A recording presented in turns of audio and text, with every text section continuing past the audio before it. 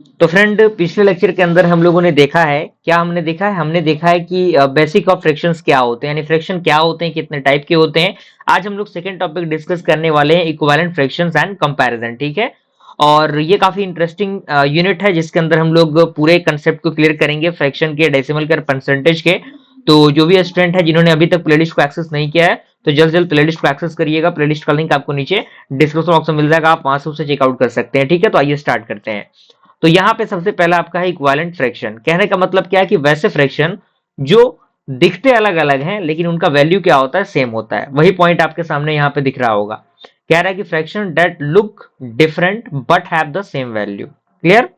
अब यहाँ पे कह रहा है कि we get equivalent fraction by multiplying और dividing the numerator and denominator by the same number. यानी अगर मान लीजिए किसी भी इक्विवेलेंट फ्रैक्शन को हमें प्राप्त करना है, हमें मतलब कह सकते हैं निकालना है, तो हम क्या कर सकते हैं, हम उस फ्रैक्शन के न्यूमरेटर में या फिर डिनोमिनेटर में कोई नंबर मल्टीप्लाई करके या फिर डिवाइड करके क्या कर सकते हैं, इक्विवेलेंट फ्रैक्शन को निकाल सकते हैं। जैसे एग्जांपल आपका है 1/2।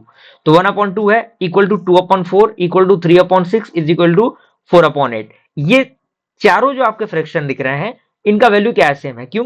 क्योंकि अगर हम 2/4 को भी कैंसिल करते हैं तो 2 1 जा 2, 2 2 जा 4, यानी 1/2 आएगा। 3 1 जा 3, 3 2 जा 6, 4 1 जा 4 एंड 4 2 जा 8। तो यानी आप तीनों फ्रैक्शन को यहां पे सॉल्व करेंगे तो देखेंगे कि 1/2 के इक्वल आ रहा है, तो ये आपका इक्वलेंट है। उसके बाद आपका 3/4 है, 6/8 है, 9/12 है। तो यहाँ पे 3/4 को तो हम कुछ नहीं कर सकते, लेकिन क्या इसको हम कर सकते हैं? बिल्कुल कर सकते हैं। दो से अगर हम डिवाइड देंगे, इसको दो से हम डिवाइड करेंगे, तो आप देखेंगे कि दो से डिवाइड करेंगे तो ऊपर 3 आ जाएगा और नीचे कितना आ जाएगा, 4 आ जाएगा। फिर अगेन 3 को इससे हम डिवाइड करेंगे तो कितना आएगा, ऊपर 3 और नीचे 4। तो कहीं ना कहीं सिमिलर मिल रहा है। इसी तरीके से 2/5 की बात करें, 4/10 की बात करें, 6/15 की बात करें, तो ये भी कहीं ना कहीं क्या है, इक्विवेलेंट फ्रैक्शन है। ठीक है, क्योंकि तीनों वैल्यूज कहीं ना कहीं क्या है, सिमिलर है, ठीक है ना। तो ये आपका इक्विवेलेंट फ्रैक्शन होता है। अब यहाँ पे आता है कि how to find equivalent fraction, यानी आखिर कैसे हम लोग इक्विवेलेंट फ्रैक्शन को निकालते हैं। तो कह रहा है कि फाइंड 3 इक्विवेलेंट फ्रैक्शन ऑफ 2/3, यानी 2/3 के हमें 3 इक्विवेलेंट फ्रैक्शन निकालने हैं। तो यहाँ पे 2/3 हमने लिख दिया। 2/3 हमने लिखा, उसके बाद हमने क्या किया, ऊपर में 2 से मल्टीप्लाई और नीचे में 2 से मल्टीप्लाई किया। आप देखें, 2 से मल्टीप्लाई ऊपर, 2 से मल्टीप्लाई नीचे, तो 4/6 आ गया। फिर हमने क्या किया, और 2/3 है तो ऊपर 3 से मल्टीप्लाई किया, नीचे 3 से मल्टीप्लाई किया, तो 6/9 आ गया। फिर हमने क्या किया, यानी नंबर हम क्या कर रहे हैं, यहाँ पे नंबर इंक्रीज कर रहे हैं। पहले 2 था, फिर 3 हो गया, फिर 4 हो गया, तो ये 3 इक्विवेलेंट निकल गया। अगर हमें 4 निकालना होता तो हम 5 से मल्टीप्लाई कर देते, है कि नहीं। तो आई होप इसका रिलेशन आपको समझ में आ रहा होगा। अब यहाँ पे कंपैरिजन ऑफ फ्रैक्शन है। पहला आपका है मेथड 1, सेम न्यूमरेटर।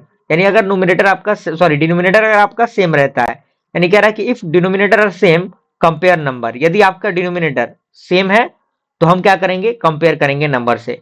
तो यहाँ पे एग्जांपल है 5/8 एंड 3/8। तो आप यहाँ पे देखिएगा 8 और 8 क्या है, नीचे की जो चीजें हैं वो सेम है।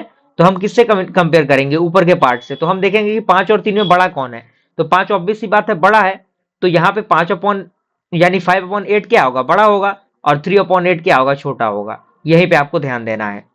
दूसरा है सेम न्यूमरेटर। अगर आपके न्यूमरेटर सेम है, यानी ऊपर के जो पार्ट है वो सेम है, तो यहाँ पे कह रहा है कि if numerator are same, smaller denominator is जो बिगर। यानी कहने का मतलब क्या है कि जो स्मॉलेस्ट डिनोमिनेटर होगा, यानी नीचे का जो पार्ट होगा जो छोटा होगा, वही क्या होगा, बड़ा होगा फ्रैक्शन। जैसे 3 और 3 बराबर है, लेकिन 4 और 5 में बड़ा कौन है, 5 है। तो 5 बड़ा, इसीलिए 3/5 क्या हो जाएगा, हमारा बड़ा हो जाएगा। ठीक है,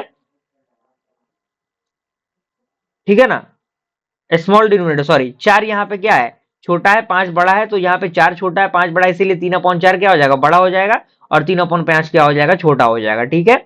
मेथड थर्ड की बात करें, क्रॉस मल्टीप्लीकेशन। कह रहा है कि व्हेन बोथ आर डिफरेंट, यानी मान लीजिए कि अगर दोनों न्यूमिनेटर एंड डिनोमिनेटर दोनों अगर डिफरेंट है, तो हम क्या करेंगे, वहां पे क्रॉस मल्टीप्लीकेशन करेंगे। जैसे यहाँ पे क्रॉस मल्टीप्लाई दिया है, और 2/3 एंड 3/5, तो 2 इंटू 5 करेंगे तो 10 आ जाएगा, और 3 इंटू 3 करेंगे तो 9 आ जाएगा। तो 10 और 9 में बड़ा कौन है, 10 बड़ा है, इसीलिए 2/3 क्या हो जाएगा, बड़ा हो जाएगा, और 3/5 क्या हो जाएगा, छोटा हो जाएगा। क्लियर। अब यहाँ पे कुछ प्रैक्टिस के लिए क्वेश्चन हैं आपके लिए, आप इसको होमवर्क के तौर पे ले लीजिए, और इसका आंसर जो है आप कमेंट के जरिए बताइएगा क्या इसका आंसर आ रहा है। मिलता है अगली वीडियो, तब तक के लिए थैंक यू।